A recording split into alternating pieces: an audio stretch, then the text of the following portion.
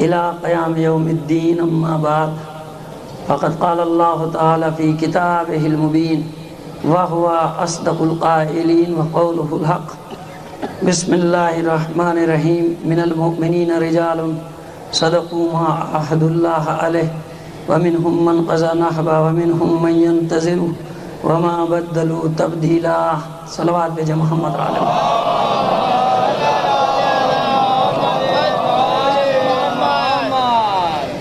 مومن کرام، آپ سے درخواست ہے شہید مظلوم علامہ عارف حسین الحسینی، شہید ڈاکٹر سید عباس حیدر اور تمام جملہ مرحوم مومنین و مومنات کے لیے ایک سورہ فاتحہ کی تلاوت فرما دیجیے.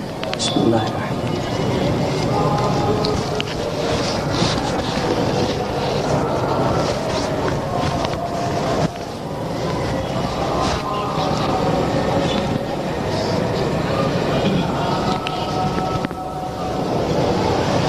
صلوات بھیجیں محمد علی محمد.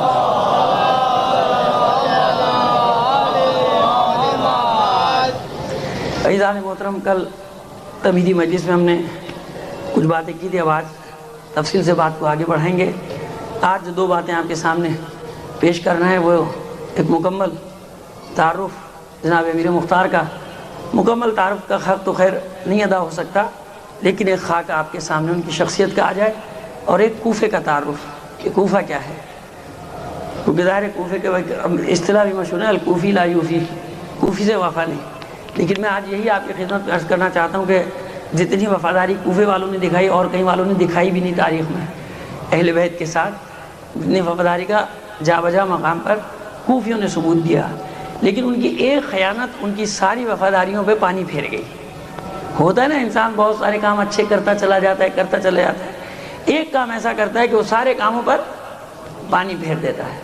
تو کوفیوں نے جو کربلا میں خیانت کی امام کے ساتھ، اگرچہ کہ یہ بھی حقیقت ہے کہ کربلا میں جو اکثریت شہید ہوئی انصار کی، خانواد اہل بیت کو علیحدہ کر کے جو شہید ہوئے عوان و انصار، ان میں بھی اکثریت کوفیوں ہی کی تھی.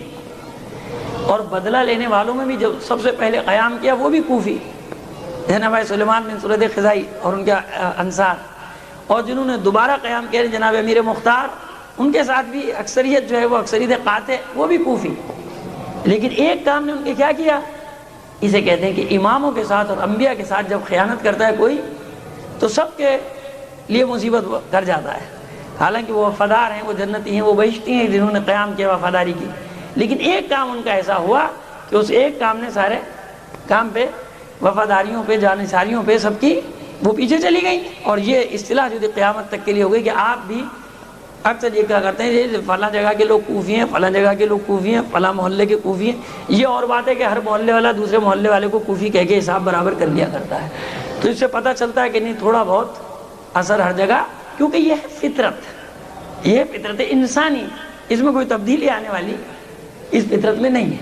یہ فطرت انسانی، ہر جگہ انسان جب مفادات کو، منافع کو خطرات میں دیکھتا ہے تو بہت کم لوگ ایسے ہوتے ہیں کہ جو میدان میں نکل پاتے ہیں، اپنے قول کو ایفا کرتے ہیں. اسی لیے کہا کہ من المؤمنین رجال، مومنین میں بھی کچھ لوگ، من المؤمنین، مومنین میں سے کچھ ایسے مرد ہیں کہ جو خدا سے کیے ہوئے عہد کو پورا کرتے ہیں. صدقوا ما عاہدوا اللہ علیہ، تمام نہیں، کچھ لوگ ایسے جو خدا سے کیے ہوئے عہد کو سچا کر دکھاتے ہیں. کچھ ان میں سے گزر گئے، کچھ باقی ہیں، اور اسی فطرت پہ سارا سلسلہ چل رہا ہے. اس میں کوئی تبدیلی آنے والی نہیں ہے. صلوات بھیجیے محمد علی محمد. آپ کی خدمت میں نے عرض کیا تھا کہ 1 ہجری میں ولادت ہوئی جناب مختار کی، اور جناب ابو عبیدہ ابن مسعود ثقفی جو والد ہیں، جناب رسول خدا نے بشارت دی اور جناب مختار کا ذکر کیا کہ ابو عبیدہ تجھے اس بیٹے کی بشارت دیتا ہوں کہ جو میرے فرزند کے قاتلوں سے بدلہ لے گا، انتقام لے گا. تیرے اس بچے کی تجھے مبارکباد دیتا ہوں. اور پھر ائمہ طاہرین نے جس طرح سے ان کا ذکر کیا، ہر امام نے پہلے اس غلط فہمی کو دور کر دیا جائے، کیونکہ جناب امیر مختار پہ بہت سارے تاریخوں نے الزام لگائے. وہاں کچھ شاذ ہمارے بھی مورخین ایسے کہ جنہوں نے اعتراض کیا کہ اقتدار کی خاطر اور حکومت کی خاطر جناب مختار نے اس راستے کو اپنایا. یا بعض لوگوں نے یہ اعتراض کہا کہ اس نے خدائی کا دعویٰ کر دیا تھا، اس نے نام مشرکانہ حرکتیں. دوسری تاریخوں نے اس طرح سے کردار کو مسخ کرنے کی کوشش کی. تو وہ باتیں بھی کہ کس بنا پر انہوں نے یہ کہا کہ خدائی کا دعویٰ کیا اور اس نے رسالت کا دعویٰ کیا اور یہ مشرک ہو گیا تھا امیر مختار. اور اس نے صرف اقتدار کی خاطر یہ سارا ڈھونگ رچایا تھا، جبکہ پہلے سے طے تھا مولا کائنات کا دعا دینا، زانوں پہ بٹھانا۔ ایک مقصد کے لیے مختار آیا تھا اس دنیا میں، اس نے اس مقصد کو پورا کیا اور چلا گیا، اور ہمیشہ اس مقصد کا ہی ذکر کرتا تھا۔ اور اس کا ثبوت ابن زیاد کے زندان میں جب جناب امیر مختار قید ہیں اور جناب میثم تمار سے ملاقات ہوئی، جناب میثم تمار سے جناب امیر، وہ بھی قید میں تھے، ملاقات ہوئی تو جناب میثم تمار گلے لگ کے مبارکباد دیتے ہیں، امیر مختار تجھے مبارک ہو، میں نے سنا ہے اپنے مولا سے کہ تو یہ جس زمانے میں قید میں ہے تو رہا ہوگا جلد ہی، اور تو فرزند رسول کے قاتلوں سے انتقام لے گا۔ اور جناب مختار جناب میثم تمار کو یہ بتاتے ہیں کہ میثم تجھے بھی یہ خبر دیتا ہوں کہ تو مولا ہی کی فضیلتیں، اہل بیت ہی کی فضیلتیں بیان کرتا ہوا مارا جائے گا، تیرے اعضاء قطع کیے جائیں گے، تیری زبان کو قطع کیا جائے گا۔ تو عزیزو یہ کوئی علم غیب نہیں تھا، یہ وحی نہیں تھی، الہام نہیں تھا، یہ جن گودوں میں انہیں پرورش پائی تھی یہ وہ علوم اہل بیت تھے۔ اور آج کی خدمت میں عرض کروں کہ خاص شاگرد تھے، اگرچہ کہ عمر میں بڑے تھے جناب محمد حنفیہ سے جناب امیر مختار، لیکن تاریخوں میں ہے کہ کسب فیض خصوصی درس لیتے تھے محمد حنفیہ سے امیر مختار۔ جناب امیر مختار خاص شاگرد تھے، اسی لیے قیام کرنے میں جو سب سے زیادہ مدد کی ہے، اجازت دلوانے میں امام کی، وہ جناب محمد حنفیہ کا ہاتھ تھا۔ اگرچہ کہ عمر میں چھوٹے ہیں، عرض کر رہا ہوں آپ سے امیر مختار سے، لیکن امیر مختار خاص شاگرد ہیں محمد حنفیہ کے۔ اور جناب محمد حنفیہ کس کے شاگرد ہیں یہ آپ کو بتانے کی ضرورت نہیں مجھے، صلوات بھیج دیجیے محمد علی محمد پر۔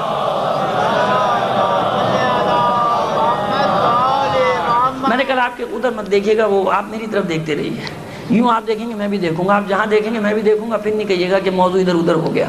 صلوات بھیجیے محمد علی محمد۔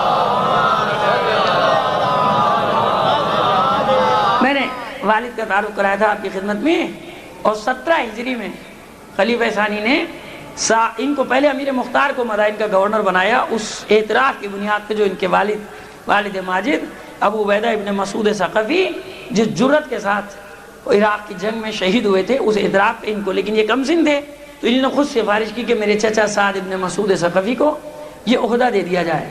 جب سے مدائن کی گورنری ان کے پاس، سالس کے زمانے میں ان کے پاس، مولا کائنات کے زمانے میں ان کے پاس، شہزادہ امام مجتبیٰ کے زمانے میں ان کے پاس، بس امیر معاویہ نے اتنا کام کیا کہ ہٹا تو نہیں سکتا تھا۔ آپ اس سے اندازہ کر لیجئے کہ معاویہ نے ایک بھی عمال کو زندہ نہیں چھوڑا مولا کائنات کے، جو زندہ بچ گئے وہ ان کے مسائل دوسرے تھے، وہ وجوہات دوسری تھیں، لیکن اول تو کسی کو مسند پہ رکھا ہی نہیں، سب کو ختم کر دیا تھا، ہٹا دیا تھا، معزول کر دیا، زندانوں میں ڈال دیا، قتل کر دیا، یا خود بعض وجوہات کی بنا پر چھوڑ دیا۔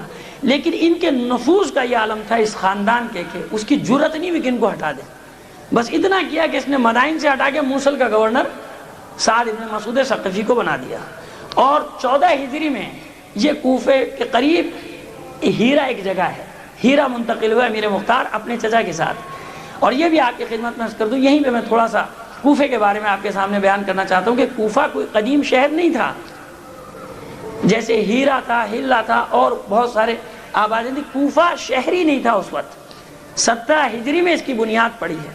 اس کی تاریخ تھوڑی سی سمجھ لینا ضروری ہے تو ہمارے مزاج بعد میں سمجھ میں آ جائے گا کہ کوفہ ایک فوجی مزاج کا شہر تھا، وہاں کے کوئی قدیمی باشندے نہیں تھے، ادھر کے آئے ہوئے ادھر کے آئے ہوئے، یہاں کے فوجی وہاں کے فوجی، یہ سب جمع تھے کوفے میں، پھر انہیں کی وہ نسلیں ہوئی اور یہی وہ آبادی بن گئی، یہی شہر بن گیا۔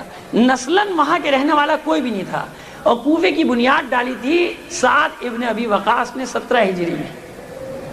یہ ایسی جگہ تھا کہ مجبوری تھی کہ یہاں پہ لشکر کو رکھا جائے، جنگیں چل رہی تھیں، ابتدائی دور تھا اسلامی، ایران کی طرف حملے ہو رہے ہیں، عراق کی طرف حملے ہو رہے ہیں، تو کوفہ ہیرا سے 3 میل کے فاصلے پر اب بھی ہے، خیر اب تو مل گئے دونوں جگہیں۔ یہ جگہ تھی خالی، بالکل بیابان، فرات اس کا کنارہ تھا، دریائے فرات جس کو آپ نہر فرات کہتے ہیں، اس کے ساتھ تھا۔ یہاں پر اس نے 1 لاکھ جھونپڑیاں ڈالی تھی، چھپر جس کو کہتے ہیں، 1 لاکھ سپاہیوں کے رہنے کی سب سے پہلی بنیاد ڈالی اس نے۔ اس کا کوفہ نام اس لیے رکھا کہ کوفہ یا کوفان بھی اس کو پہلے کہا جاتا تھا، تو کوفہ سے نکلا، یعنی اجتماع کی جگہ، وہاں اجتماع کیا لوگوں نے، اس کا نام پڑ گیا کوفہ۔ یہ وجود میں آیا 17 ہجری میں، اس سے پہلے یہ شہر تھا ہی نہیں، اور وہ بھی ایک وقتی طور پہ فوجی کیمپ تھا۔ اور بعض جگہ لکھا ہے کوفہ اس کو اس لیے کہتے تھے کہ یہاں ریت کے ساتھ ساتھ تھوڑے تھوڑے پتھر بھی ہوتے تھے، کنکر، یہاں اس لیے اس کو کوفہ کہا جانے لگا۔ پھر یہاں پہ کوئی سیلاب ویلاب آیا، کوئی تباہی مچی، بارش آئی، سب تباہ و برباد ہو گیا، بارش کی وجہ سے، تو پھر پکے مکانات کی بنیاد، یہ آتش زنی کا واقعہ ہو گیا، یہ جل گئے سارے چھپر، پھر پکے مکانات بنائے، پکی چھاونی بن گئی۔ تو حقیقت میں کوفہ کیا تھا؟ ایک فوجی چھاونی تھی، ایک فوجی کیمپ تھا جس کی بنیاد ڈالی تھی سعد ابن ابی وقاص نے، اور مولا کائنات نے اس کو پائے تخت کیوں قرار دیا؟ صلوات بھیجیے محمد علی محمد پر۔ ویسے ایک بات کا میں اعتراف کر رہا ہوں، مجھے بہت حیرت ہوتی ہے کہ اس قسم کے بیانات بڑا دعویٰ کرتے تھے لوگ کہ ایسی مجلسیں نہیں سنتے لوگ، ایسی مجلسیں پسند نہیں آتی، لیکن میں آج حیرت بھی کرتا ہوں، مجھے خوشی بھی ہوتی کہ نہیں، اگر روایت سے الگ ہٹ کے انسان بات کرے، ایسا نہیں ہے، بات بتائی جائے، لوگ سنتے ہو، میں آپ کی ہمت کی اور حوصلے کی بھی داد دیتا ہوں، ورنہ مجھے پہلی دوسری مجلس میں اپنی یقین نہیں ہوتا کہ دوسرے تیسرے دن کے بعد یہ بیچارہ رو رہا ہوگا، صاحب ادب بھی جس نے مجلسیں رکھوائی ہیں یہ بھی رو رہا ہوگا کہ بھئی یہ کیا کر دیا آپ نے، میدان ہی صاف کر دیا، بالکل صفایا کر دیا میدان کا۔ لیکن بہرحال میرے لیے خوشی کے باعث ہے۔ ایک بار اور صلوات بھیج دیجیے محمد علی محمد۔ جب جمل کا فتنہ اٹھایا گیا تھا، اور جمل کا فتنہ کہاں اٹھا تھا؟ اٹھا تو مکے سے تھا، لیکن پہنچا تھا بصرے میں، کیونکہ بصرے میں حامی بہت بڑی تعداد میں ان کے پیدا ہو گئے تھے، لہذا مولا کائنات کو بصرے جانا پڑا۔ حوالے دے رہا ہوں، جنگ میں اس لیے نہیں پڑا کہ آپ سارا سال سنتے رہتے ہیں، وہ واقعات کی تکرار میں آپ کا وقت ضائع نہیں ہونا چاہیے، یہ سنتے رہتے ہیں واقعات جمل صفین کے سارے آپ تفصیل سے۔ تو یہ جب بصرے میں انہوں نے قبضہ کیا اور مولا کے والی کو زخمی کر کے اس کی ریش جو بھی تشدد کر سکتے تھے اس کے بعد وہاں قبضہ کر لیا اور ڈیرا ڈال دیا اونٹنی نے وہاں پہ، اور پورا لشکر ان کا براجمان ہو گیا۔ اور مولا کائنات نے کوفے بھیجا سب سے پہلے محمد ابن ابی بکر کو، جس کو اپنا بیٹا کہتے تھے، اور میں سمیت عمار کو، لیکن اس وقت کوفے کا جو والی تھا ابو موسیٰ اشعری، یہ مقدس نما جنہوں نے ہر دور میں اسلام حقیقی کو نقصان پہنچایا، ضربیں لگائیں، جن کو یہ کہا جاتا ہے کہ دیکھو صاحب کیسا مقدس آدمی ہے، نہ اس کو کھانے کی پرواہ نہ اس کو پہننے کی پرواہ، چتھیڑے اس کے اوپر بدن پہ لگے ہوئے، اس کی پٹی قبا، دو رنگ کی اس کی چپل، دو رنگ کے اس کے موزے، یہ مقدسوں کا جو ایک نقشہ ہے اس وقت بھی ایسے ہی تھا جو آج کہیں کہیں کبھی کبھی پایا جاتا ہے، اس نے ہمیشہ نقصان پہنچایا۔ تو اس کا بڑی دھاک تھی اس کے تقدس کی لوگوں پہ، ان مقدس نماؤں کی ایک دھاک ہوتی ہے نا، لوگ کہتے ہیں بھائی یہ بڑا مقدس انسان ہے۔ تو یہ ابو موسیٰ اشعری اڑ گیا کیونکہ منافق تھا، اس نے کہا کہ یہ فتنہ ہے، یہ مسلمان کا خون بہا رہا ہے۔ اب جناب محمد ابن ابی بکر کے خطبے کو اس نے ناکام بنا دیا، اور جناب محمد ابن ابی بکر ناکام ہو کے واپس گئے، وہ کہا کہ وہ ابو موسیٰ اشعری نے وہاں فتنہ برپا کر رکھا ہے، اور وہ لوگ اس کے تقدس کا شکار ہو گئے، اور اس کے تقدس کا شکار ہو کے میری نہیں مان رہے۔ پھر بھیجا اپنے بیٹے جناب محمد حنفیہ کو، اور پھر اس کے بعد بھیجا جناب امام حسن مجتبیٰ کو خود کہ آپ جائے صلوات بھیجے محمد علی محمد پر۔ تھوڑا سا تاریخی حصہ ضروری ہے۔ جب آپ آئے پھر آپ نے لوگوں کے سامنے خطبات دی، تو پھر ابو موسیٰ اشعری کا زور ٹوٹا، اور کوفہ پہلا شہر عراق کا کہ جس نے بھرپور طریقے سے امام کا جمل میں ساتھ دیا۔ یہ کوفے کا ہراول دستہ تھا جو جمل میں صفین میں کوفی تھے۔ یہیں سے میں آپ کو آگے لے جانا چاہتا ہوں کہ جب ہراول دستے تھے تو بس یہ بھی طے ہے کہ سب سے زیادہ شہید بھی یہی ہوئے، زخمی بھی یہی ہوئے، ہراول دستے بنے۔ جمل میں بھی صفین میں بھی کوفیوں کی سب سے بڑی تعداد امام کے ساتھ تھی، آگے انہی نے سب سے زیادہ ساتھ دیا امام کا ان دونوں جنگوں میں۔ نتیجہ یہ نکلا کہ جب خوریزی ان کی زیادہ ہوئی تو آپ بہت اچھے تجربے رکھتے ہیں اس بات کے کہ جس محلے میں کچھ افراد مار دیے جائیں کتنا آسان ہوتا ہے وہاں کام کرنا۔ دیکھو مروا دیا نا تمہارے آدمیوں کو، قتل کروا دیا نا، تباہ کروا دیا نا، لٹوا دیا نا گھروں کو۔ ہم پہلے نہیں کہتے تھے، اب وہ مقدس نماؤں کا جال پھر کام کرتا ہے لوگوں میں جا کے۔ اب جب سب سے زیادہ شہید ہوئے، حالانکہ امام نے جمل میں فتح کے بعد سب سے بصرہ کو چھوڑا اور بصرے کی ملامت کر کے چھوڑا کہ تم جند المرا، تم عورت کے لشکری ہو۔ مذمت کیا، میں دیکھ رہا ہوں کہ تم پر مسلسل عذاب آئیں گے، تم پانی میں ڈوبے، تمہارے کنگروں کو مسجد کے پانی میں ڈوبتے ہوئے دیکھ رہا ہوں، مسلسل تم پانی کی زد میں، سیلاب کی زد میں رہو گے۔ کوفے کی مذمت کی، بصرے کی مذمت کی، اور کوفے پہنچے، اور کوفے میں زبردست استقبال۔ اس وقت یہ ہے کوفے کی حالت، اتنے محبت کرنے والے لوگ کوفے میں موجود ہیں مولا کی۔ یہ اس لیے بتا رہا ہوں کہ ابھی آگے جو سلسلہ چلے گا تو آپ پس منظر سے آگاہ رہیں کہ کوفہ کیا تھا، کیسا تھا کوفہ۔ پورے تمام مولا کے چاہنے والے اکثریت، تو ابو موسیٰ اشعری کا زور ٹوٹ گیا، لیکن اس کے دل میں تو بات رہ گئی نا کہ میں یہاں کا والی تھا، ہر ایک نے مجھے رکھا، اور یہ اس دور میں آ کے میرا یہ ہوا۔ اب صفین میں جو ہوا حکمیت، صفین میں بھی کوفی سب سے زیادہ، یہاں سے منافقین نے زور لگانا شروع کیا کوفیوں میں کہ دیکھو کیا فائدہ ہوا، تمہارے لوگ سب سے زیادہ مرے، تمہارے لوگ شہید ہوئے، تمہارے لوگوں کا نقصان ہوا، تم نے دشمنی بھی لی اور کچھ نتیجہ نہیں نکلا، نتیجہ صلح کی صورت میں نکلا۔ یہاں سے کوفے میں یہ عدل بدل۔ اس کے بعد پھر امام کا، کیونکہ دل جب انسان کی، آپ کسی قوم کی اسپرٹ ختم کر دیں ختم ہو جاتی ہے، ان کی اسپرٹ ختم ہو گئی، ان کا جذبہ ختم ہو گیا۔ خوارج کا گروہ انہی میں سے نکلا، یہ بھی کوفی تھے اکثریت، کہ جنہوں نے نہروان کی جنگ مولا کے سامنے کھڑی کر دی۔ جب ان کا جذبہ ختم ہو گیا تو اب یہ لڑنے کے قابل نہیں رہے تھے، اور مولا نے شروع میں اسی کے اس کو پائے تخت بنایا تھا کہ یہی جذبہ مدینے میں تھا۔ توجہ چاہتا ہوں چند منٹ کی آپ کے لیے۔ مدینے میں کیا ہوا؟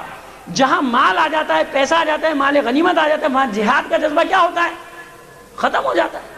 تو مدینے کی حالت یہ تھی کہ جب جمل کے لیے نکلے تو 1000 جنگجو مدینے سے نکلے، 12000 کوفے سے، 12000 کوفے سے۔ تو مدینے میں مولا دیکھ رہے تھے کہ یہاں وہ مالدار ہو گئے نا لوگ، پائے تخت ہے، مال آ رہا ہے، مال غنیمت آ رہا ہے، ان کا جذبہ ختم ہو گیا تھا۔ اور کوفہ ایک سینٹر تھا اس وقت بلاد اسلامی کا، مملکت اسلامیہ کا مرکز، اور ایران عراق کی سرحدیں، شام کی سرحدیں، ان کے بیچ میں کوفہ۔ اس لیے مولا نے وقتی طور پہ پائے تخت بنایا۔ جب وقتی طور پہ پائے تخت بنایا تو وہاں یہ جو منافقین کے فتنے اٹھنا شروع ہوئے، تو اب مستقل طور پہ امام کو وہاں اپنا پائے تخت بنانا پڑا، کیونکہ فتنوں کا مرکز بن گیا تھا، سازشیوں کا مرکز، جاسوسوں کا جال بچھا ہوا تھا۔ ابن زبیر کے جاسوس، شامیوں کے جاسوس، یعنی امیر معاویہ کے جاسوس، مصیبت کر دی تھی، یہاں تک کہ آخر میں دیکھیے وہی کوفہ جس نے ساتھ دیا، امام ان کوفیوں سے کہتے ہیں، جب شہر انبار پہ، آپ نہج البلاغہ میں یہ خطبے کی تفسیر میں آپ کو مل جائے گا، صلوات بھیج دیجیے محمد علی محمد پر۔ عزیزو مجھے احساس ہوتا ہے، آپ کی کیفیت کا احساس ہوتا ہے، لیکن میرا ساتھ دیجیے، تھوڑا سا ساتھ دیجیے چند منٹ۔ تو اب مولا کائنات جب انبار کے شہر پہ حملہ کیا، معاویہ کے آدمی آتے ہیں، لوٹ مار کر کے لے جاتے ہیں، جب آتی ہے اس شہر کو مارا، کبھی اس شہر کو مارا۔ میں اس لیے پس منظر پڑھ رہا ہوں کہ آپ اپنے مستقبل کو اس میں تعین کریں۔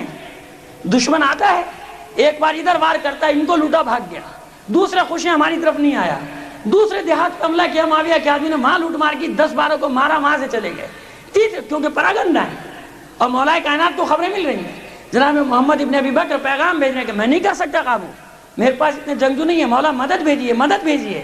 کہ جس کے جواب میں مولا نے جناب مالک اشتر کو بھیجا، لیکن سازش ہوئی اور وہ راستے ہی میں زہر دے کر اپنے ہی لوگوں نے بک گئے، مال لے لیا، مفاد لے لیا، عہدہ لے لیا، شہید کر دیے گئے۔ ان ماحول کی پیداوار ہے امیر مختار۔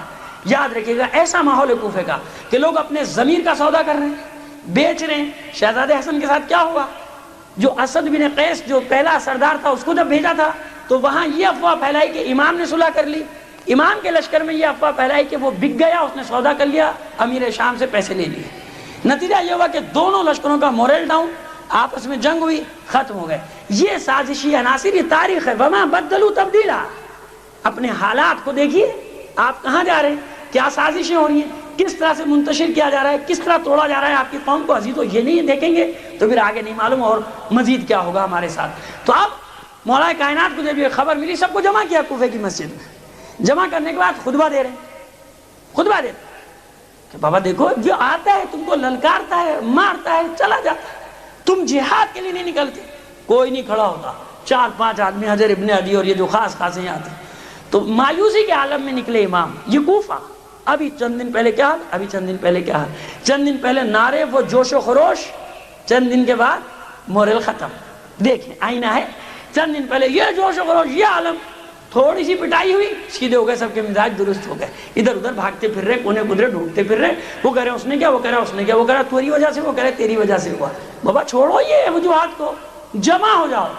امام نکلے اور دیوار، مسجد کوفہ کی دیوار سے پشت لگا کے کھڑے ہو گئے، اور جملے دیکھیے، کون سا کوفہ ہے کہ جو مولا کا چاہنے والا ہے، سب ماننے والے چاہنے والے موجود ہیں، پشت لگا کے کھڑے ہیں اور کہتے ہیں وائے ہو اس شخص پہ، وائے۔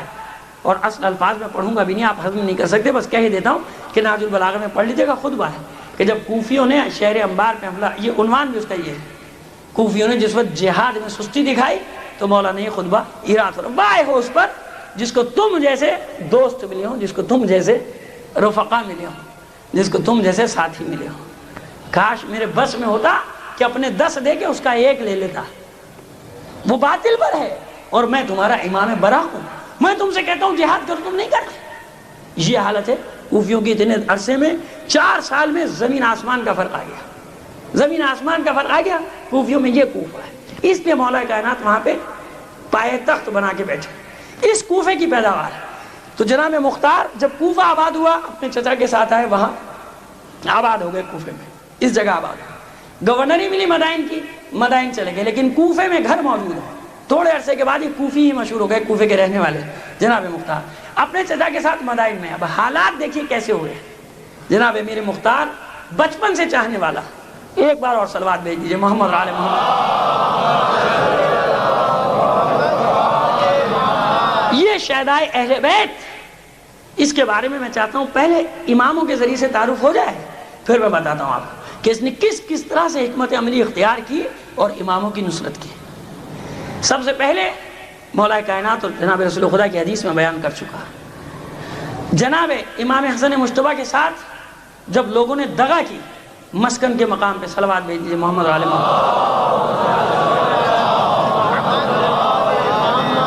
خالی امام کہوں یا فرزند رسول، اب یہ بھی بات بتانے کی نہیں، لیکن بتائے دیتا ہوں تو اس وقت بے شک صلوات نہ بھیجیں. جب میں کسی امام کا پورا نام لوں تو بغیر کیسے صلوات بھیج دیا کیجیے آپ، کہ اس میں تو بتانے کی ضرورت نہیں. آپ کو پتہ ہے کہ جب معصوم کا پورا نام لیا جائے تو صلوات تو ہونی ہے نا. تو اب لیکن یہ جیسے پہلے آپ نے دی تھی اس انداز میں نہیں، ذرا بیداری کے عالم میں صلوات بھیجیے محمد آل محمد.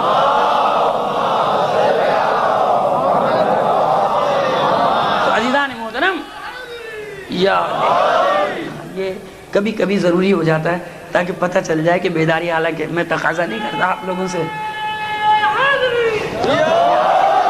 کبھی کبھی، لیکن سارا وقت بھی اس میں نہیں جانا چاہیے. اس میں دیکھیے یہ بھی بتا دوں کہ اس میں میرا فائدہ ہے. جتنی زیادہ دیر لگائیں گے نعرے آپ، میرا فائدہ ہوتا ہے، آپ کا نقصان ہوتا ہے، کیونکہ میرا وقت گزرتا چلا جاتا ہے.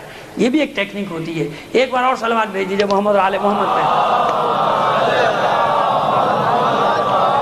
تو اس لیے وقتاً فوقتاً ضروری ہے کہ بیچ میں بیدار رکھنے کے لیے. یہ اسی لیے ہوتا ہے ایک بار کر دیا، جب آپ نے 5 منٹ لگا دیے تو 5 منٹ میں تو کٹ گیا، آپ کا نقصان ہوگا، میرا تو فائدہ ہوگا، میں تو جلدی چلا جاؤں گا. ٹھیک ہے. تو سرکار اب یہ شہزادے کے ساتھ کیا ہوا کہ جب یہ حالات ہوئے تو اپنے لوگوں نے حملہ کر دیا خیمے پہ. پوری جنگ کا حال آپ سنتے رہتے ہیں، پڑھتے ہیں. میں نے کہا کہ میں اشارے اپنے مقصد تک لے جانا چاہتا ہوں آپ کو.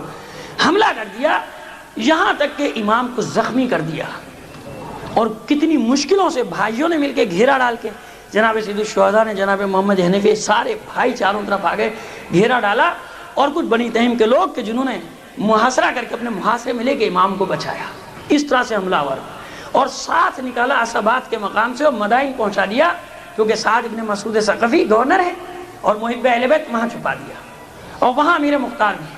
امیر مختار زمانے کا رنگ دیکھ رہا ہے، حالات دیکھ رہا ہے کہ دوستوں نے دغا کی امام کے ساتھ، بابا کے ساتھ بھی کی اور بیٹے کے ساتھ بھی کی. ان کوفیوں نے دغا کی ہے شہزادہ حسن کے ساتھ. حالات دیکھ رہے ہیں کہ جو کل تک دوست تھے آج وہ حملہ کر رہے ہیں امام پر. ایسا ہوتا ہے، فطرت ہے نا انسان کی، حملہ کر رہے ہیں سب. تو اب امیر مختار آور ابن حارث کے ساتھ منصوبہ بناتے ہیں کہ مجھے ڈر ہے. دیکھیے ماحول کیسا ہے کہ باپ بیٹے پر، بیٹا باپ پر شک کرتا ہے. ایسا ماحول آ جاتا ہے، بھائی بھائی سے چوکنا ہو جاتا ہے کہ یہ کس ایجنسی کا، وہ کس ایجنسی کا، یہ کس کے لیے کام کر رہا ہے، وہ کس کے لیے کام کر رہا ہے. یہ ماحول ہے چاروں طرف آپ کی، یہی ماحول ہے جس میں آپ جی رہے ہیں. وہاں بدلو تبدیلا، کوئی تبدیلی، بس طریقہ بدلتا چلا جاتا ہے، ٹیکنکس بدلتی چلی، ہو وہی رہا ہے، سب کچھ وہی ہو رہا ہے. اسی لیے کہتے ہیں کہ یہ قصہ پارینہ نہ سمجھو، اس ماضی کو اس لیے پڑھو، سامنے رکھو کہ تمہیں نظر آئے آگے کیا ہو رہا ہے، اپنا راستہ بناؤ آگے کے لیے ان تمام مشکلات میں سے. تو جناب امیر مختار منصوبہ بندی کرتے ہیں اور پھر سعد ابن مسعود ثقفی کے پاس جاتے ہیں، اپنے چچا کے پاس، تنہائی میں ملاقات کرتے ہیں. تاریخیں اس کا بھی حوالہ دیتی ہیں کہ صاحب یہ کام محبت کرنے والا تھا، یہ تو مال و دولت کا لالچی تھا، بعد میں اس نے بہانہ بنایا. اب کہتے ہیں اپنے چچا سے کہ چچا جان مسئلہ یہ کہ اب آپ دیکھ رہے ہیں کہ امیر شام چھاتا چلا جا رہا ہے، جنگ ختم ہو گئی اور پورے بلاد اسلامی پہ اس کا قبضہ ہو گیا. تو چچا کہتے ہیں پھر، کہتے ہیں بہترین موقع ہے اس وقت، اگر ہم حسن ابن علی کو امیر شام کے حوالے کر دیں تو آپ کا منصب بھی بڑھ جائے گا، زیادہ علاقے بھی مل جائیں گے، مال و متاع بھی ہمیں مل جائے گا، اور ہم اس کی نظروں میں اچھی فہرست میں آ جائیں گے. یہ جملے کہے تاریخ میں موجود ہیں. جناب امیر مختار نے اپنے چچا سعد ابن مسعود ثقفی سے اور سعد ابن مسعود ثقفی غصے کے عالم میں کہتے ہیں کہ مختار یعنی گریبان پہ ہاتھ ڈال دیتے ہیں کہ تو یہ بات کر رہا ہے، مجھے تجھ سے یہ توقع نہیں تھی کہ میں مال دنیا کے عوض فرزند رسول کو اس بدترین دشمن کے حوالے کر دوں. یعنی سخت سست کیا، ڈانٹا، اور پھر جناب مختار معافی مانگتے ہیں کہ چچا مسئلہ یہ ہے کہ میں بس یہی اپنی تسلی کرنا چاہ رہا تھا کہ میں دیکھ رہا ہوں کہ قریب ترین افراد امام کو چھوڑ کر جا رہے ہیں، قریب ترین افراد بے وفائی کر رہے ہیں، مجھے یہ ڈر تھا کہ کہیں ایسا ہے تیرے دل میں کوئی بات تو وہ باہر نکل آئے تو میں پھر امام کا انتظام کروں، امام کی حفاظت کا کوئی اور بندوبست کروں. صلوات بھیجیے محمد علی محمد پر. یہ مواسات اور مواخات کا اس کا انداز، اور پھر امام کو یقین دہانی کے فرزند رسول آپ اطمینان رکھیے، جب تک میرے اور میرے ساتھیوں کی تلواریں میرے قبیلے والے ہیں اس وقت تک کوئی دشمن آپ کے نزدیک بھی نہیں پہنچ سکے گا. اب آئیے کربلا کے میدان میں عاشور کے دن آخری وقت میں، اور بعض جگہوں پہ لکھا ہے کہ شہزادہ علی اکبر کی شہادت کے وقت امام حسین نے مختار کو یاد کیا ہے، جو زندان کوفے میں زندان میں تھے. جناب امیر یاد کیا مختار کو کہ مختار وہ دن کب آئے گا جب تو اس خون ناحق کا انتقام لے گا، اور خطاب کر کے بھی پہنچ سکا کہ ایک پیدا ہونے والا ہے، ایک ثقفی آنے والا ہے جو تم پر مسلط ہوگا، اور جو جو ظلم تم کربلا میں توڑ رہے ہو ہر اس ظلم کا قریب ہے کہ وہ تم پر مسلط ہوگا، تم سے بدلہ لے گا. اب سنیے جو کہتے ہیں کہ امام کی اجازت نہیں تھی. عزیز تو امام کے سامنے کسی نے سوال کیا چوتھے امام سے، امام زین العابدین علیہ السلام سے. یہ مقام مختار ہے تو امام ارشاد فرماتے رحم اللہ المختار انہ اقر عیوننا، خدا اپنی رحمت نازل کرے مختار پر جس نے ہم اہل بیت کی آنکھوں کو ٹھنڈک پہنچائی. پھر کہیں کہ جناب اجازت تحریری نہیں تھا. ارے بھئی مصلحت امام، وہ زمانہ، وہ ماحول، چینل بنایا امام نے. امام ہے، کائنات کے علوم پر حاوی ہے. آپ کے لیڈروں پہ آپ کو اتنا یقین ہے کہ اتنے بڑے بڑے سیاستدان، امام کی حکمت عملی پر آپ کو یقین نہیں ہے. امام کی حکمت عملی میں نے عرض کیا کہ ظاہری نہیں دیکھیے، امام جو انقلاب برپا کرتے ہیں، امام جو حکمت عملی اختیار کرتے ہیں وہ قیامت تک اثر انداز ہوتی ہے. آپ اس آئینے میں جب دیکھیں گے تو آپ کو سمجھ میں آئے گا کہ امام کس طرح سے انداز میں حکمت عملی اختیار کرتا ہے. یہ دنیاوی سیاستدان ہیں، آپ فوراً سمجھ جاتے ہیں میں بڑی اچھی حکمت عملی اختیار کی، کامیاب ہو گیا، پہنچ گیا.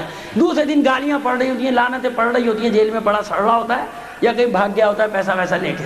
یہی ہوتا ہے یہاں صبح شام، اس کو گالی دو، اس کو زندہ باد مردہ باد کرتے رہو، اور پھر اس کے بعد اس کے سارے کارنامے باہر آ رہے ہیں. ظالم، اور اب تو یہاں وہ بھی نہیں ہوتا. اب جو ظالم ہوتا ہے 2 ہی دن ظالم رہتا ہے، وہ 2 دن کے بعد جو ہمارا عدالتی سسٹم ہے خود بخود ہی اس کو مظلوم بنا دیتا ہے. ظالم کو مظلوم بنانے والا نظام ہمارے یہاں موجود ہے کہ ظالم ہے دنیا جانتی ہے، لیکن سسٹم ایسا پوشیدہ، ایسا فرسودہ، ایسا گھناؤنا سسٹم ہے کہ ہر ظالم یہاں مظلوم ہو جاتا ہے. ہر تھوڑی آج جو ظالم ہے بھی دیکھیے کہ کل جب یہ جیل میں پڑے ہوں گے سب کہیں گے یہ مظلوم ہے. یہ ہمارے لوگوں کا شعور ہے جو کہتے ہیں کہ بڑا سیاسی شعور ہے ہمیں. کل جس کو ظالم کہہ رہے ہوتے ہیں آج اس کی مظلومیت کے نوحے پڑھ رہے ہوتے ہیں. آج جس کو مظلوم کہہ کے چھڑوائیں گے، جس مظلوم کو آزاد کریں، کل کہیں تو بڑا خبیث ہے، اس نے اتنے ظلم کرنا شروع کر دیا. تو یہ تمہارا شعور ہے بھائی کہ تم کو ابھی آدمیوں کی شناخت ہی نہیں ہوئی کہ کیا حق ہے اور کیا باطل. اب یہ معیاری آپ اور تم سے مراد آپ یہ مجمع نہیں بلکہ ایک عوام الناس کی بات کر رہا ہوں. صلوات بھیجیے محمد علی محمد پر. عزیزان محترم بلا دو بیٹا، اب جب اوپر آئی گئے ہو تو.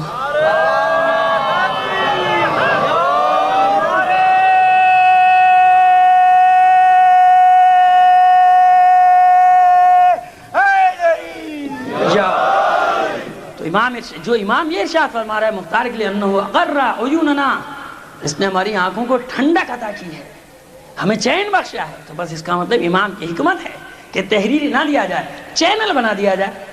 جناب محمد حنفیہ کا چینل بنا دیا، وہاں سے اس طرح سے یہ کام انجام ہوا. انشاءاللہ اس کی تفصیل آ جائے گی. اب دیکھیے یہ چوتھا امام، 5واں امام، امام محمد باقر علیہ السلام کیا کہتے ہیں اس امام کے بارے، جناب مختار کے بارے میں.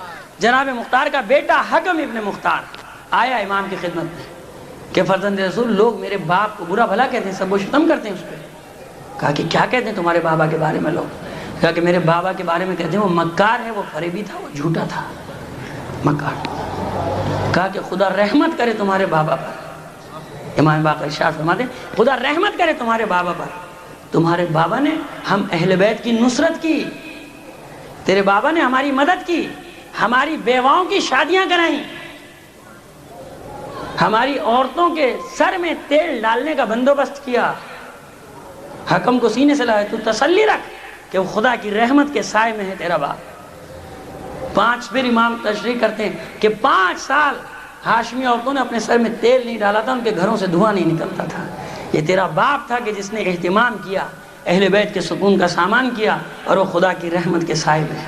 یہ 5واں امام کہتا ہے، اور خدا ان کے ساتھ نپٹے گا کہ جو تیرے بابا کو برا بھلا کہتے ہیں۔ 6واں امام، امام جعفر صادق علیہ السلام۔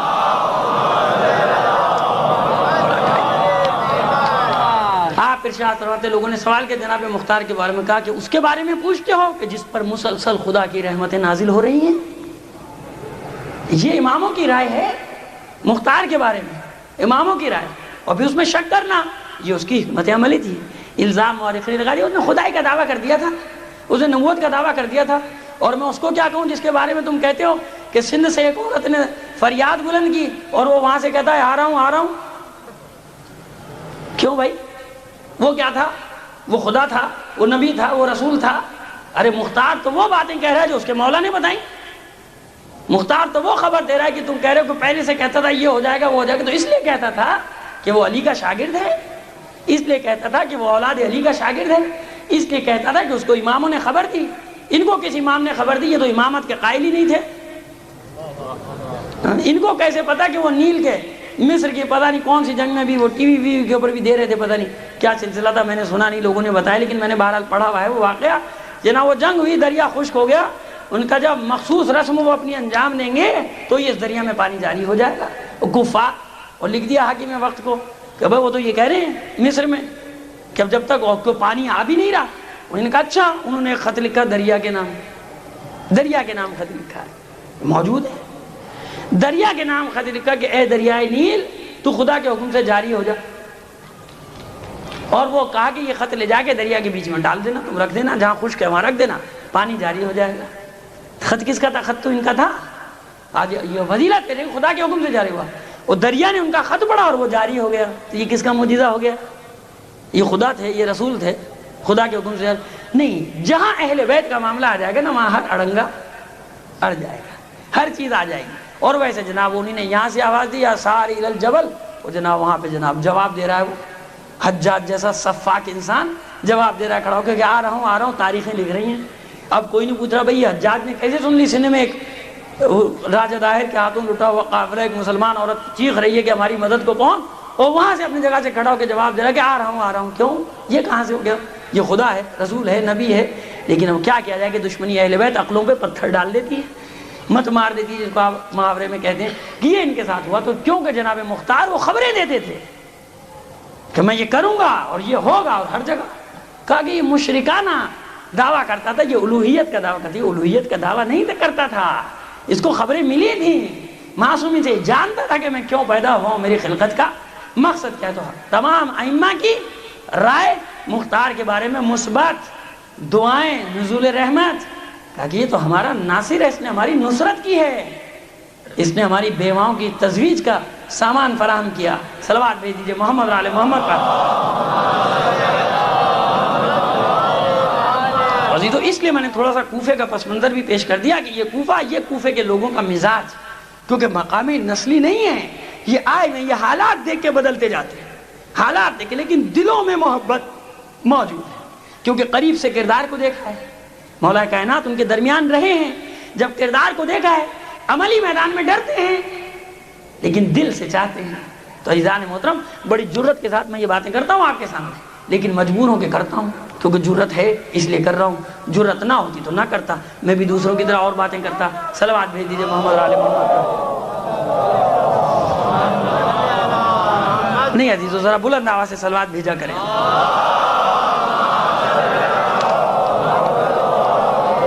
تو اب عزیزو نتیجہ جو نکال رہا ہوں آج کی مجلس کا، اگرچہ کہ بہت ساری باتیں تھیں لیکن مجھے وقت اجازت نہیں دے رہا، کہ جو نتیجہ نکال رہا ہوں آپ کے سامنے وہ یہ ہے کہ محبت اور چیز ہے، عملی میدان میں اس کا مظاہرہ کرنا وہ اور چیز ہے۔ کوفیوں کے پاس محبت تھی، عملی میدان میں ناکام ہو گئے، فیل ہو گئے۔ قربانی کی جب بات آئی پیچھے ہٹ گئے، قربانی کا معاملہ جب آتا تھا شہادت کا مسئلہ آتا تھا، گھر لٹوانے کا مسئلہ آتا تھا، پیچھے ہٹ جاتے تھے، لیکن محبت کرتے تھے۔ آپ کو یاد ہے نا فرزدق کا جواب، قلوبہم معک سیوفہم علیکم، دل آپ کے ساتھ، تلواریں ان کے ساتھ۔ یہ تلواریں ان کے ساتھ ہونے کا کیا مطلب ہے؟ آپ کہیں گے بڑے ظالم لوگ تھے، دل میں امام کی محبت، تلواریں ان کے ساتھ۔ عزیزو تلواروں سے مراد یہ تلواریں تھوڑی کہ تلواریں لے کے ٹوٹ پڑتے تھے۔ جس سے محبت کرتا ہے انسان ضروری تو نہیں کہ اس پہ تلوار لے کے ٹوٹ پڑے، تلواریں ان کے ساتھ یعنی عمل میں اس کے ساتھ ہے۔ جو امام چاہتا ہے وہ انجام نہیں دیتے، جو امام کہتا ہے وہ نہیں کرتے، امام کا ساتھ نہیں دیتے۔ جب امام کی نصرت نہیں کرتے تو نصرت نہ کرنا بس یہ ثبوت ہے کہ تم اس کے مخالف کے ساتھ ہو، چاہے عملی میدان میں آؤ یا نہ آؤ۔ تو عزیزو یہ کردار ہوتے ہیں۔ میں اس لیے آپ کے سامنے عرض کرنا چاہ رہا ہوں اس بات کو کہ یہ یاد رکھیں کہ محبت کی دو قسمیں ہیں، آنسو کی دو قسمیں ہیں، جیسا کہ کل میں نے تمہیدی مجلس میں بھی عرض کر دیا تھا۔ آنسو کی بھی دو قسمیں، محبت کی بھی دو قسمیں۔ ایک آنسو بیٹھے روتے رہیے آپ، ثواب ہے، میں نہیں کہہ رہا ثواب نہیں ہے ثواب۔ ایک آنسو انسان کو مختار بنا دے، انسان کو سلیمان بنا دے، انسان کو ابراہیم بن مالک اشتر بنا دے۔ فیصلہ آپ کر لیجئے کہ کون سا گریا، کون سا زیادہ افضل ہے گریا، کس کا زیادہ اجر ہے۔ اجر دونوں کا ہے، تھوڑا تھوڑا، اس کا بھی اجر ہے لیکن اس کا اجر۔ تو یہ مختار نے بتایا تھا کوفے میں کہ دیکھو اگر محبت واقع کربلا ہو چکا، میں چاہوں تو میں بھی بیٹھ کے رو سکتا ہوں جیسے تم ویسے میں، لیکن مختار بتا رہے کہ نہیں، اس کے ساتھ ساتھ ضروری ہے کہ قیام کیا جائے یزیدیت کے خلاف۔ حالانکہ یزید تو نہیں ہے نا جب مختار نے قیام کیا، یزید پلید کا وجود نہیں ہے 67 ہجری میں، لیکن وہ قیام کر رہا ہے۔ اب میں آپ سے ایک سوال کر لوں، مجھے بتائیے کہ یزیدیت ختم ہو گئی ہے نا؟ آپ ہی کہتے ہیں بھائی ہے نا، یزیدیت ہے۔ اچھا یزیدیت نے اپنا کام چھوڑ دیا؟ نہیں چھوڑا، عقلی بات ہے۔ یزیدیت اپنے کام میں لگی ہوئی ہے حسینیت کے خلاف، لیکن یہ کتنا بڑا اندوہناک سانحہ ہوگا تاریخ کا کہ حسینیت اپنا کام چھوڑ دے۔ جب آپ اعتراف کر رہے ہیں، اس بات کو قبول کر رہے ہیں کہ یزیدیت اپنے کام میں مصروف ہے، یعنی یزید کے مشن کو آگے بڑھا رہی ہے، تو پھر حسینیوں کا کیا فریضہ ہے؟ بیٹھے رہیں، اپنے دل سے فیصلہ کیجئے۔ حسینی اپنا کام چھوڑ دو کہ نہیں ہمارا تو اب کوئی کام نہیں، ہمارا تو یہ کام ہے، نہیں عزیزو، حسینیوں کو بھی اسی انداز میں سامنے آنا پڑے گا کہ وقت کے تقاضے کیا ہیں، یزیدیت کا کس طرح سامنا کیا جائے، یزیدیت کا کس طرح رخ موڑا جائے، یزیدیت کو کس انداز میں شکست دی جائے۔ اپنے ذہنی در لگانے ہوں گے کہ نہیں، یہ ہے کار حسینی، یہ ہے مختار کا کام، یہ کرنا پڑے گا ہمیں۔ صلوات بھیجیے محمد آل محمد پر۔ لیکن خدا نہ کرے کہ معاملہ اس کے برعکس ہو جائے، بجائے وہ یزیدیت سے برسر پیکار ہونے کے آپس میں الجھ گئے، آپس میں لڑ گئے، آپس میں مصیبتیں طرح طرح کی اپنے اوپر ہم نے خود ہی مسلط کر لی، اور کچھ مصیبتیں واقعی ہم نے خود مسلط کر لی کہ ان سے جان چھڑانا بھی اب مشکل ہو رہا ہے کہ ان سے جان کیسے چھڑائی جائے۔ کچھ لوگ ٹھیکیدار بن کے بیٹھ گئے قوم کے، کچھ لوگوں نے قوم کا سودا کرنا شروع کر دیا، کچھ لوگوں نے قوم کے نام پہ اپنی دکانیں چمکانی شروع کر دیں، کچھ لوگ ٹھیکیدار بن کے سامنے آ گئے، کچھ لوگ چیمپئن بن کے سامنے آ گئے۔ آپ ان کو ٹوک نہیں سکتے، آپ ان کو روک نہیں سکتے، بھائی ہم تو عزاداری کے چیمپئن ہیں۔ اگر کچھ ایک لفظ کہہ دیا تو صاحب کھڑے ہو گئے کہ صاحب یہ تو عزاداری کا مخالف ہے۔ تو عزیزو یہ کیا ہے؟ یہ سب حربے۔ اپنے دلوں سے فیصلہ کرو۔ ایک بڑا آسان سا الزام ہوتا ہے، کوئی صحیح بات کہہ دی، یہ دیکھا یہ عزاداری کا مخالف، یہ نماز کا ارے بھائی کون کس کا مخالف؟ ایک اصلاح کی بات ہے، اپنی دیکھو کہ کدھر چلے جا رہے ہیں۔ لیکن یہ ان چیزوں میں ہمیں بڑا مزہ آتا ہے، چٹکلے چھوڑنے میں، زبان کے چٹخارے لینے میں۔ ایک بات نکلی اس کو کچھ سے کچھ بنا کے کہیں پہنچا دیا، آپ خوش ہو رہے ہیں۔ یہ اندازہ نہیں ہو رہا کہ ہمارے ذرا سے فتنے سے قوم کا کتنا بڑا نقصان ہو جائے گا۔ ہمارے ذرا سے بات کو ادھر سے ادھر کر دینے سے، پچھلے سال میرے ساتھ یہی لطیفہ ہو چکا ہے، لیکن خیر خدا کا شکر ہے کہ اتنی بات آگے نہیں بڑھی تھی، کچھ کا کچھ بنا کے کہیں پہنچا دیا بات کو۔ تو عزیزو یہ وقت نہیں ہے، دشمن برابر سے ہم سب کو ایک ہتھیار پہ رکھے ہوئے کہ نہیں رکھے ہوئے، سب کو یہاں ہمارے ہاتھ، اپنے مسئلے ختم نہیں ہوتے، اپنی اپنی چودراہٹیں بنا کے بیٹھے ہوئے۔ جب دیکھو محرم آیا، اپنی ٹھیکیداریاں لے کے سب بیچ میں آ گئے بن کے، جیسے ان سے بڑا کوئی غمخوار نہیں ہے۔ خبریں لگ جائیں گی، ہماری تصویریں، پتہ چل جائے گا قوم کے چیمپئن یہ ہیں، قوم کے ٹھیکیدار ہیں۔ در حقیقت قوم کو بیچنے والے، قوم کا سودا کرنے والے، قوم کو رسوا کرنے والے، قیادت کے نام پر۔ صلوات بھیج دیجیے محمد آل محمد پر۔ کبھی ایسا نہیں ہوا کہ درباروں میں ہمارے علماء کے سر جھکے ہوں۔ آج یہ بھی دیکھ لو اپنی آنکھوں سے کہ کس طرح ملائیت بکتی ہے درباروں میں جا کے، کس طرح اپنے دین کا سودا کرتی ہے، اپنی آنکھوں سے دیکھ لو۔ تاریخ میں پڑھتے ہو، سنتے ہو، میں نے کہا نا کہ تاریخ کو دیکھو، پڑھو، پھر سامنے آئینہ رکھ لو کہ کیا ہو رہا ہے۔ فخر سمجھتے ہیں کہ وزیر اعظم سے مل لیا، ہم صدر سے مل لیا، اس نے ہمیں بلا لیا، چائے پلا دی، تمہارے منہ میں وہ نوالا ڈال دیا کہ اب تم کلمہ حق نکال ہی نہیں سکتے زبان سے۔ کیسے نکالو گے کلمہ حق؟ تمہارے منہ میں اس نے ٹھوس دی رشوت، تمہارے منہ میں اس نے وہ باطل کا نوالا، وہ حرام لقمہ ڈال دیا کہ اب تم کیا کلمہ حق، اب کیا تم ظلم کے خلاف، اب تم تعویلیں کرو گے، اب تم التجائیں کرو گے، ان ظالموں سے درخواستیں کرو گے ان سے کہ یہ کر دیجئے، یہ کر دیجئے، یہ کر دیجئے، یہ کر دیجئے، خدا را یہ نہ کیجئے، خدا را یہ کر دیجئے۔ اب تم درخواستیں کرو گے، التجائیں کرو گے، کیونکہ تم نے وہ لقمہ منہ میں لے لیا جس نے تمہاری زبانوں پر تھالے ڈال دیے۔ بڑا فخر سمجھتے ہو کہ ہم یہاں چلے گئے، ہم وہاں چلے گئے۔ صلوات بھیج دیں محمد آل محمد پر۔ تو عزیزو، اس لیے میں آپ کے سامنے اس لیے پڑھ رہا ہوں آپ کے سامنے کہ عزیزو، یہ پس منظر ضروری ہے مختار کے کردار کو سمجھنے کے لیے کہ اس نے کس زمانے میں قیام کیا۔ ابھی لوگ حیرت کرتے ہیں اتنی جلدی حکومت ختم ہو گئی۔ حیرت اس بات پہ نہ کرو حیرت کہ اس کی حکومت جلدی ختم ہو گئی، حیرت اس بات پہ کرو کہ اس نے اس دور میں کس طرح سے اتنے لوگوں کو جمع کر کے اور کس طرح سے قاتلان حسین کو چن چن کے مار دیا۔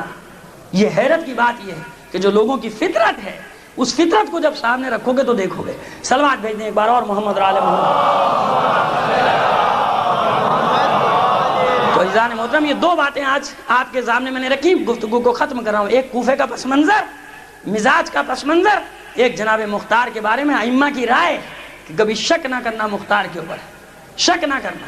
اور نفوذ کا کیا عالم ہے؟ ایک بات اور، کیونکہ میں چاہتا ہوں کل بالکل نئی گفتگو شروع کروں، آج کے لیے جو سوچ کے آیا تھا اس میں پھر بھی رہ گئی بہت ساری باتیں، چاہتا ہوں بتانا۔ اس میں ایک بات اور کہ چار بھائی دوسرے بھی ہیں، ایک بہن صفیہ، آپ دیکھیں اعتراض کی بنا پہ خلیفہ ثانی نے اپنی بہو کے لیے انتخاب کیا ہے، بہن کا امیر مختار کی صفیہ، عبداللہ ابن عمر کی زوجہ۔ اور اس میں بھی دیکھیے قدرت کا کیا راز پنہا ہوتا ہے کہ آگے چل کے آپ کو سمجھ میں آئے گا۔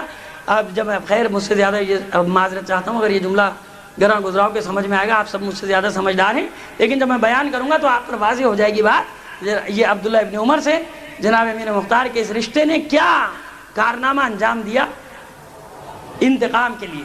تو عزیزو، یہ رشتہ ایک وہاں جوڑا اور خود انہی نے درخواست کی تھی چچا سے ان کے کہ بھائی یہ ہمارے ساتھ دے دیں، ہمارے بیٹے کے ساتھ بیاہ دیں۔ انہوں نے وہی لے جاؤ، کیونکہ حکومت تو مختار کو ہی کرنی ہے، ان کو نہیں کرنی ہے۔ ابھی آپ کہیں کہیں فائدہ بھی نظر آتا ہے عورت کی گھر پہ حکومت کا، تو وہ فائدہ یہاں تاریخ میں آپ کو سب سے زیادہ نظر آئے گا اسی جگہ پہ۔ صلوات بھیج دیجئے محمد آل محمد۔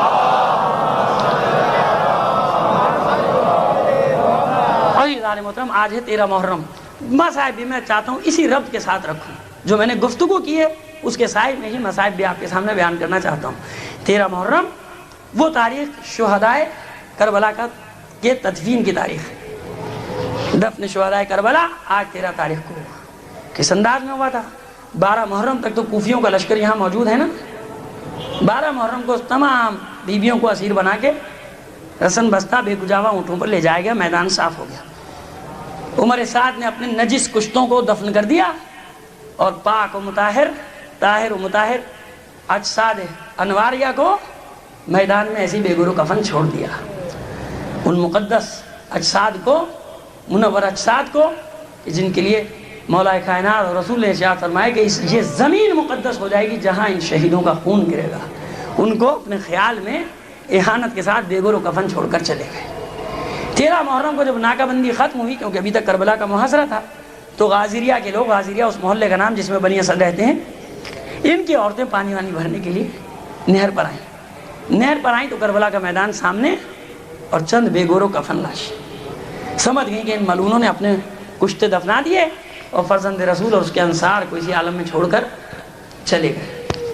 عزاداران حسین، بس ان بیویوں نے کربلا میں پہلی مجلس برپا کی، گری اوزاری کیا، ماتم کیا فرزند رسول پہ، فوراً واپس اپنے گھروں کو پہنچی، مردوں کو جمع کیا، کہا کہ دیکھو تم نے وعدہ کیا تھا فرزند رسول سے، اور حسین نے تم سے شرط، اسی شرط پہ زمین تم کو ہبہ کی تھی کہ ان کے جنازوں کو دفنا دو گے، ان کے اجساد کو دفنا دو گے۔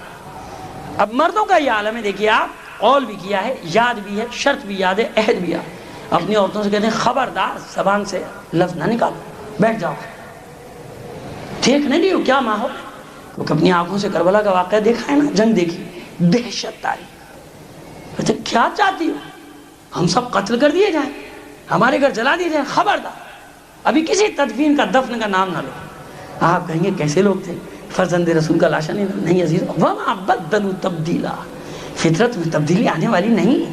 وہی ہے، آپ اپنے ماحول کو دیکھ لیجئے.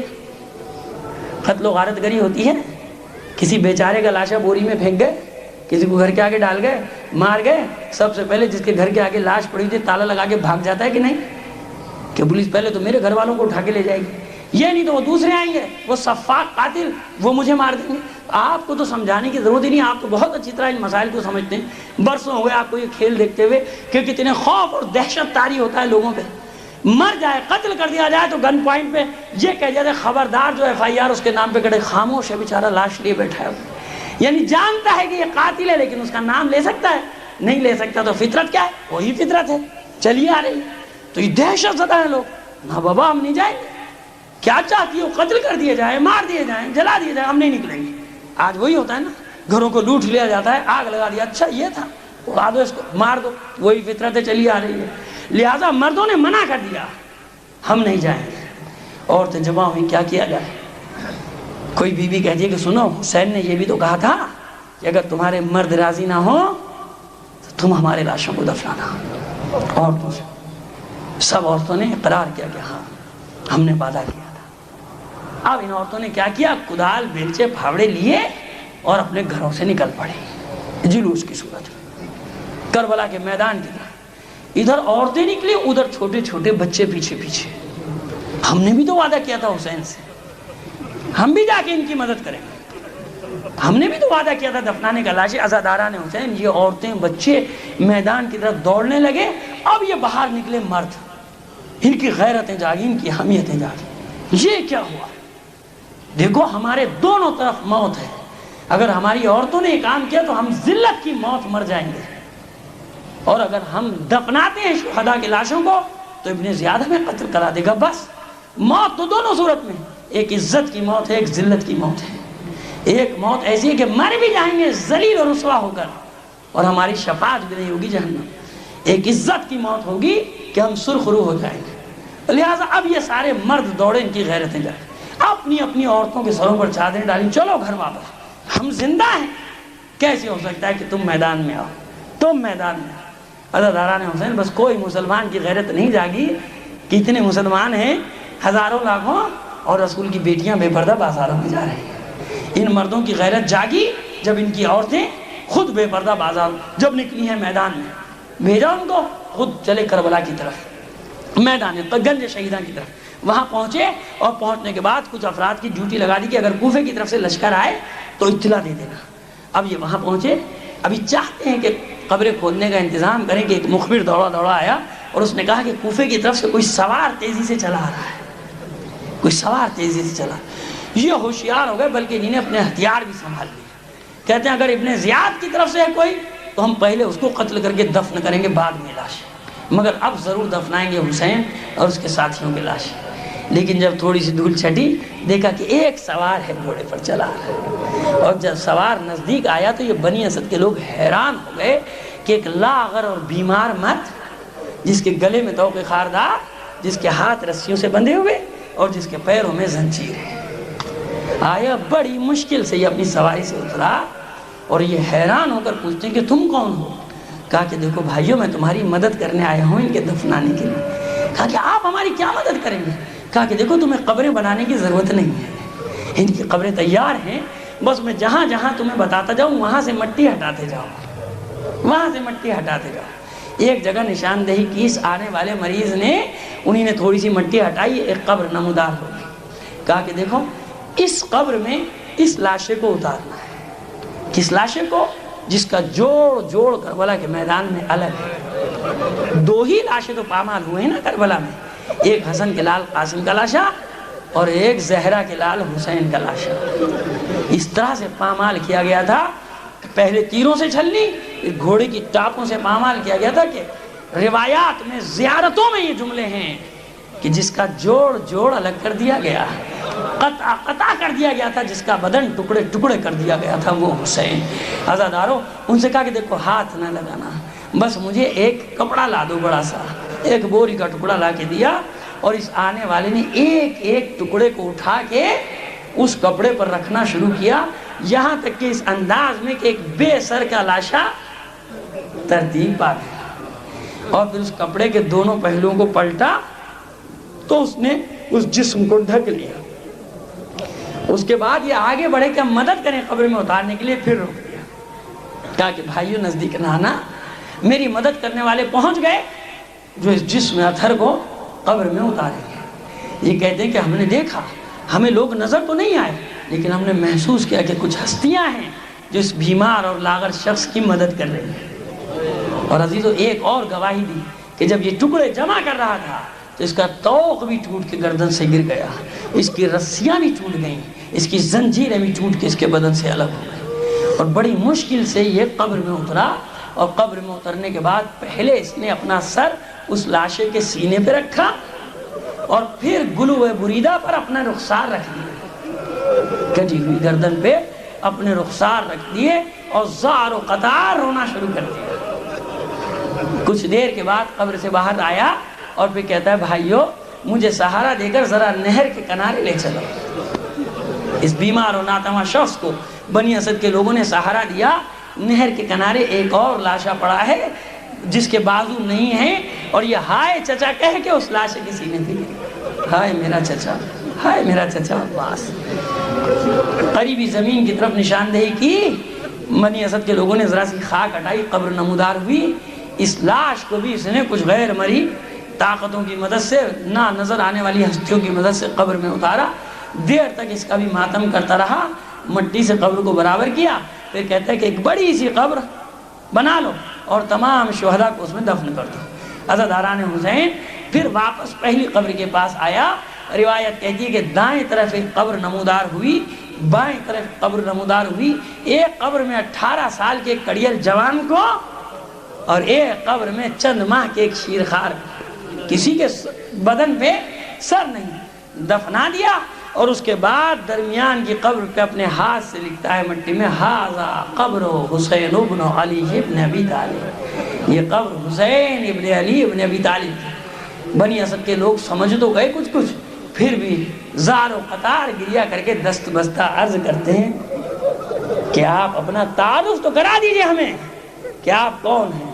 بس ایک بار پھر اس نے اپنے آپ کو اس قبر مطہر پر گرایا، اور رو کر کہتا ہے کہ میں اس حسین کا بیٹا علی ہوں کہ پیاسا گلا جس کا جدا کر دیا گیا اس کے تن سے، میں اس حسین کا بیٹا ہوں جس کے سر کو نو کے نیزہ پر بلند کر دیا گیا، میں اس حسین کا بیٹا ہوں جس کے جسم نازنی کو گھوڑے کی ٹاپوں تلے پامال کر دیا گیا، جس کا جوڑ الگ کر دیا گیا، میں اس حسین کا بیٹا ہوں کہ جس کے قتل کے بعد اس کے خیام کو آگ لگا دی گئی، اور اس کے حرم کو بے کجاوا اونٹوں پر سر برہنہ پا برہنہ بازاروں میں پھرایا گیا۔